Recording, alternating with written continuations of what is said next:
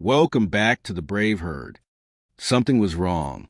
In the middle of a packed gymnasium, in front of hundreds of people, a military working dog suddenly stopped following commands. He lifted his nose to the air. His body went rigid. His amber eyes locked onto something across the crowded room with an intensity that made his handler's hand tighten instantly on the lead. And then, without warning, without a command, without any explanation that anyone in that room could understand, he did something that nobody had ever seen him do in 9 years of military service. He pulled free and walked away. Not frantically, not chaotically, deliberately, quietly, with a kind of calm, unshakable purpose that told everyone watching that this animal knew exactly where he was going and exactly why. Past the podium, past the mayor sitting in the front row in his pressed blue suit, past the decorated officers standing at attention near the flag, past the rows of wide-eyed children holding their miniature American flags, past every important person in that gymnasium, the crowd went completely silent. Not the polite silence of an audience waiting for the next moment. The deep, breathless silence of hundreds of people who somehow understood, without being told, that they were witnessing something they could not explain and must not interrupt.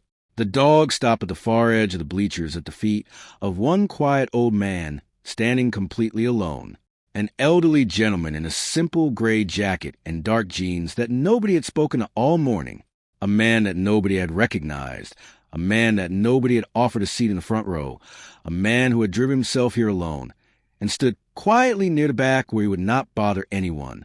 The dog sat down at his feet, looked up into his face, and placed one paw gently into the old man's trembling hand. The gymnasium did not make a sound. The old man looked down. His chin trembled. His weathered hand slowly, carefully closed around that paw. And in a voice so quiet that only the people standing nearest him could hear, he whispered one single word into the silence. "Rex." The dog pressed forward and rested his head gently against the old man's chest, directly over his heart, and he stayed there completely still, completely certain, as if he had been waiting his entire life to be exactly in this place. The old man closed his eyes, and 15 years of grief began to crack open from the inside. His name was Master Chief Special Warfare Operator Thomas Callahan, United States Navy, retired. Most people called him Tom. He was 63 years old. He had a silver star and a bronze star with valor sitting in a box under his bed that he never opened. He had 30 years of service in the United States Navy SEALs behind him, deployments across Afghanistan, Iraq, and places that still do not appear on any declassified document. He had operated in the darkest and most dangerous corners of the world's most brutal conflicts, and he had done it with a steadiness and a quiet courage that his teammates still spoke about in hushed and reverent tones decades later. Thomas Callahan had been the kind of man that other exceptional men looked toward when everything was falling apart. But nobody in that gymnasium knew any of that. To them, he was simply a quiet, elderly man who had shown up alone and stood near the back. He had almost not come at all. He had sat on the edge of his bed that morning for a long time, the way he did most mornings now, in the particular heavy silence of a house that used to hold more life than it currently did. His wife Margaret had passed away 3 years ago after a sickness that moved faster than anyone had prepared for. She had waited for him through 3 decades of deployments with a grace and a patience that had humbled him every single day of their marriage. When she left, the house became something different. The silence became something with weight to it, something that pressed against him in the long hours between midnight and morning when the nightmares came, and there was nobody beside him anymore to remind him that he had made a home. Most days he managed. He made his coffee. He took his walks. He kept himself together the way 30 years of military discipline teaches a man to keep himself together, even when keeping himself together is the hardest thing he has ever done. But some mornings the weight was heavier than others. And this particular morning, Veterans Day, had been one of the heaviest in a long time because Veterans Day always brought Rex back. 15 years ago in the mountains outside Kandahar, Afghanistan, Tom Callahan and his K-9 partner Rex were moving through a suspected insurgent compound at 3 o'clock in the morning on a classified mission that would never appear in any newspaper or any public record. The air was cold and thin the way air in Afghanistan always is at that hour. Tom moved through the structure with Rex beside him, the way they had moved together through dozens of operations across 4 years of partnership, For years of deserts and mountains and darkness and danger. For years of sleeping side by side in forward operating bases, sharing water, eating whatever was available, keeping each other alive in places that were specifically designed to kill them both. Rex was not Tom's dog. Rex was Tom's partner, his brother, the truest and most honest relationship Tom Callahan had known in 30 years of service. Because a dog cannot deceive you, and a dog does not love you for anything you can provide. He loves you because you are you completely and without condition and without reservation, and without ever once asking for anything in return except your presence. Rex had loved Thomas Callahan with every fiber of his loyal and extraordinary heart from the first day they were partnered together, and Tom had loved him back with a depth that surprised him. A man who had always kept most things carefully behind a wall. They had been clearing the compound hallway by hallway, room by room, the way they had done it 100 times before when the explosion happened. There was no warning. There never is. One moment Tom was moving through a darkened corridor with Rex at his left side. The next moment the world became heat and pressure, and a sound so enormous it became no sound at all. And then there was nothing. He woke up in a military hospital in Tulle, Germany 4 days later. Broken ribs, ruptured hearing in his left ear, shrapnel embedded across his back and left shoulder that surgeons had spent hours removing. He lay in that hospital bed and looked at the ceiling. And the first thing he did before asking about his injuries, before asking what had happened, before asking anything about himself at all, was speak. And the words he chose in that moment told you everything about who Thomas Callahan truly was beneath the medals and the missions and the carefully. Maintain composure. He asked about Rex. The nurse beside his bed went quiet. She looked down at her clipboard. She looked back at him, and she said 4 words that would follow Thomas Callahan like a shadow for the next 15 years of his life. "We're sorry, Master Chief." He did not speak after that for a very long time. He turned his face toward the window and looked at the gray German sky outside. He did not cry because men like Thomas Callahan had spent 30 years learning to carry grief without setting it down in front of anyone. But something inside him went quiet in a way that never fully came back. He had survived things across 3 decades that should have ended him a dozen times. He had carried the names of lost teammates like stones in his chest for years. But losing Rex broke something in Thomas Callahan that 30 years of war had never managed to break, because Rex had never chosen any of this. Rex had simply loved him completely. And Tom believed in the deepest and most unforgiving part of himself that he had failed the one friend who had never once failed him. He retired 6 months later and came home to Chesapeake, Virginia, to Margaret and the quiet house on the quiet street. And every single night, without exception, before he allowed himself to sleep, he opened the drawer of his bedside table and removed a small piece of folded cloth.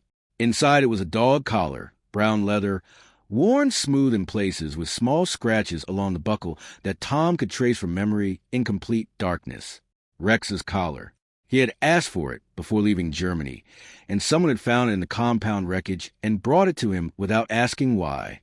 Every night for 15 years, Thomas Callahan held that collar in both hands, ran his thumb slowly along those familiar scratches, and whispered the same words into the darkness of his empty bedroom. "I'm sorry, buddy. I'm so sorry I left you." He had whispered it the night before this Veterans Day. He had held that collar for a long time in the dark, longer than usual, feeling the particular loneliness of man who has outlasted most of the things that made his life feel full. And some quiet instinct he could not name, had made him get up in the morning and drive himself to Harrove Elementary School and stand near the bleachers, where nobody would bother him, and watch the children with their flags and their handmade signs. He had not expected anything. He had simply needed to be somewhere that morning that was not that silent house. He had not expected Rex. Now across the gymnasium, Staff Sergeant Daniel Ortega stepped forward slowly. He had been Rex's handler for 11 years.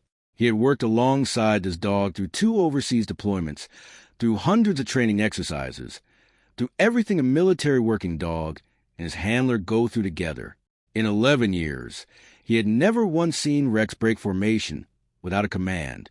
He had never seen Rex move toward a stranger with that particular quality of recognition, that absolute certainty, that complete and unshakable knowing.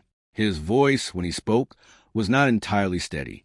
He told Tom that Rex had been pulled from the rubble of that compound, alive, badly injured, barely breathing, but alive. He had been evacuated to a military veterinary facility and had spent months recovering from injuries that should have killed him. But the records from that night had been lost in the chaos of a multi-unit operation gone wrong. In the confusion, someone had entered incorrect information into the wrong file, and the error had never been discovered and never been corrected. Rex had recovered. He had returned to service. He had deployed twice more and performed with the same excellence he had always shown. But in 11 years, he had never fully bonded with another handler the way military working dogs bond. When they find the person they belong to, he had always been professional, always obedient, always done exactly what was asked of him. But he had always kept some quiet part of himself somewhere else, as if he was waiting for something that nobody around him could see or understand, as if he simply knew in whatever way dogs know the things they know, that his person was still out there somewhere. Tom listened to every word without speaking. He stood with Rex's head pressed warm and steady against his chest, and one hand resting along the dog's neck. And he listened. And as he listened, 15 years of guilt, 15 years of whispered apologies into an empty bedroom, 15 years of a man who believed he had abandoned the truest friend he had ever known began to come apart from the inside all at once.